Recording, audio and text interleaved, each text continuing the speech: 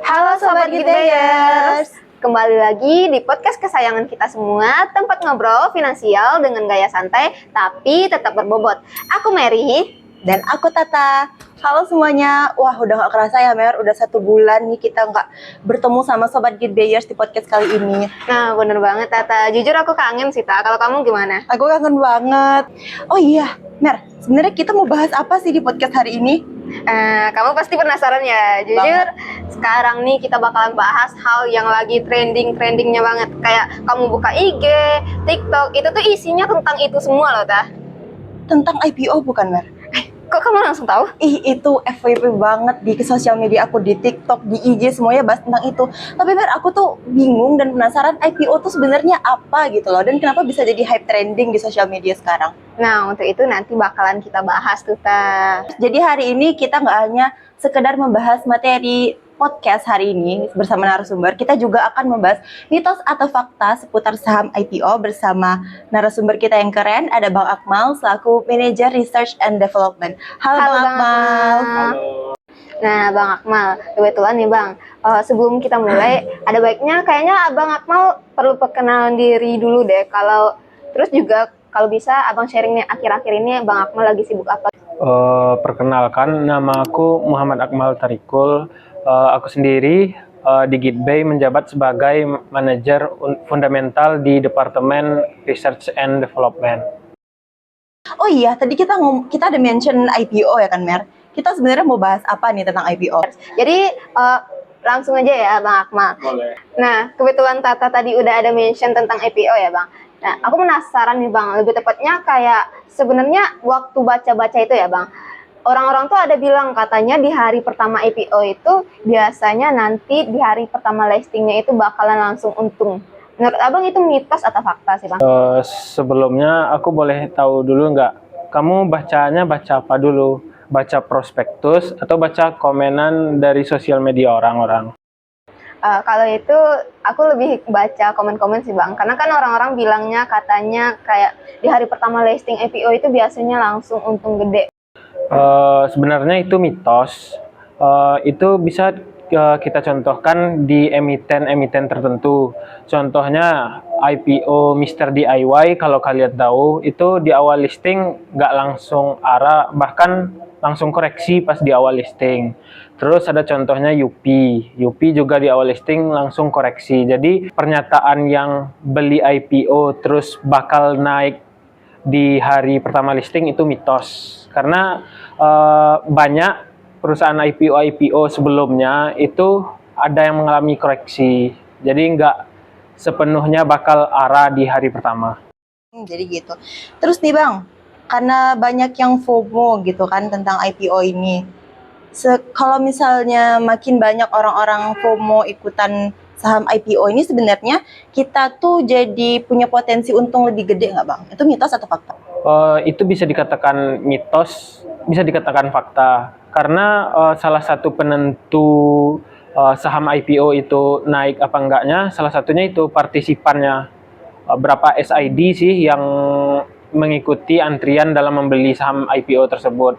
Jadi semakin FOMO apakah semakin bagus? Sebenarnya semakin bagus karena meningkatkan partisipan retail untuk membeli saham IPO ini. Jadi saham ini barangnya bisa kering karena banyak peminatnya gitu, kurang lebih. Jadi ada kalanya FOMO itu bagus juga ya Bang? Iya bagus, tapi hanya untuk saham IPO.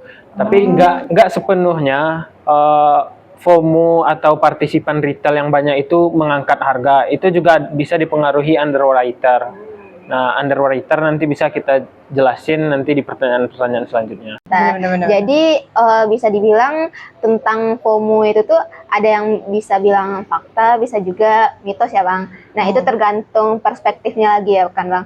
Nah, berhubung bahas-bahas tentang FOMO nih Bang, kita kan sebagai kayak mahasiswa itu kan lagi penasaran banget nih Bang. Terus pas lihat FYP itu tuh kan isinya tentang IPO aja, jadi kita ikut-ikutan juga kan Bang. Terus ada juga katanya kalau misalnya orang itu mahasiswa atau misalnya orang beli itu nggak di harga yang tinggi kan Bang, itu tuh nggak bakalan dapat jatah sahamnya. Menurut Abang itu mitos atau fakta Bang?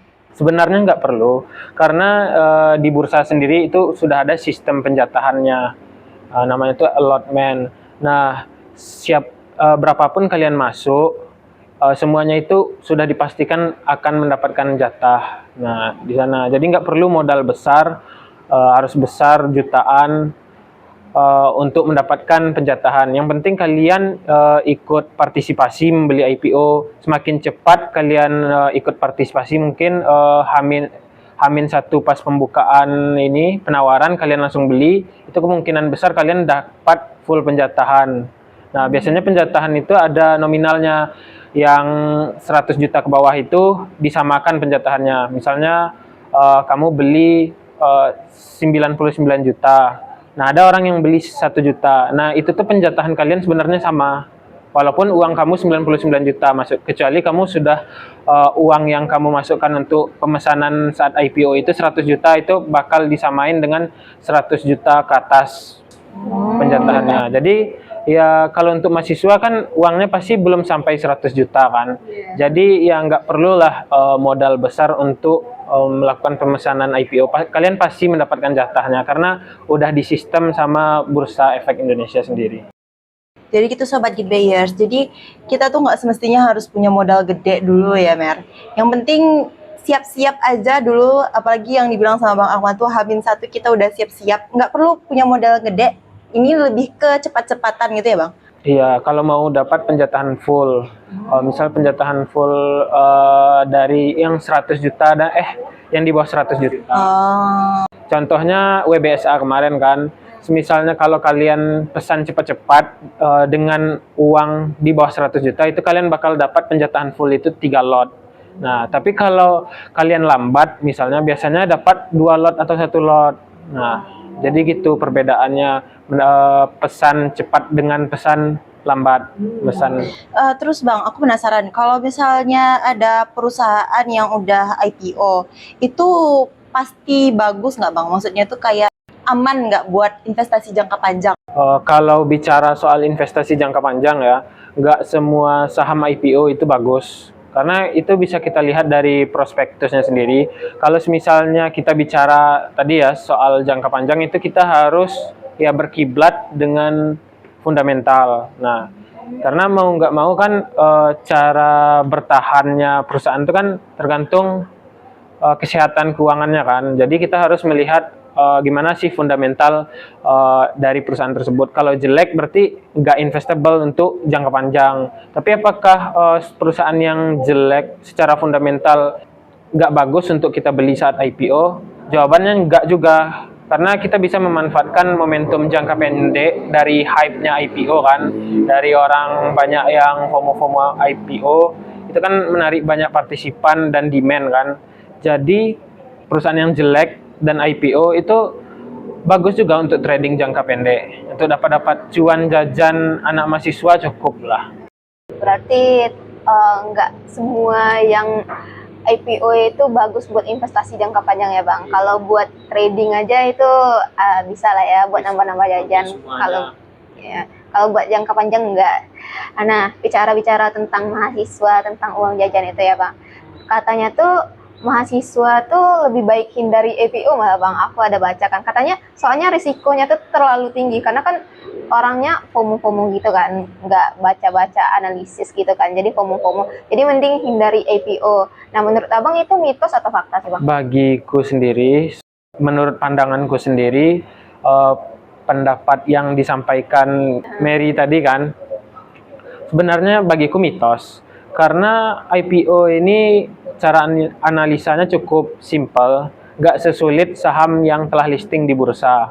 Nah, karena kita cukup baca prospektus, terus lihat kesehatan keuangannya di prospektus kan, dan biasanya di saham IPO ini kurang menghargai fundamental lah untuk di awal. Jadi kita cukup analisanya itu partisipannya tadi, itu bisa dilihat di database berapa sih yang ikut antrian saham ini. Kalau semakin banyak berarti semakin bagus, berarti sahamnya semakin diminati dan barangnya mudah dikeringkan kan. Terus selain ya karena analisanya simpel, terus kan mahasiswa ini modalnya kecil-kecil kan. Nah, Kalau mahasiswa masuk ke saham IPO yang penjatahannya sebenarnya kecil, itu akan sangat terasa keuntungannya bagi mahasiswa yang mempunyai modal kecil. Sangat bagus sih mahasiswa ngikutin IPO, tapi harus dianalisa dulu. Karena IPO ini analisanya simple, terus keuntungannya tuh cukup terasa bagi orang yang bermodal minim seperti mahasiswa kan. Nah, itu sih. Iya benar sih. Berarti emang kalau untuk ikut IPO ini nggak sekedar FOMO aja, tapi kita juga harus punya ilmu analisis gitu ya Bang. Nah jadi gitu Sobat Gitdayers. Sebenarnya kita mahasiswa ini boleh ikut IPO, tapi jangan asal FOMO aja. Kita harus punya ilmu analisis fundamentalnya juga. Nah itu bisa teman-teman pelajari, banyak kok sumber-sumber belajar tentang analisis ini ya Bang, bisa dipelajari juga.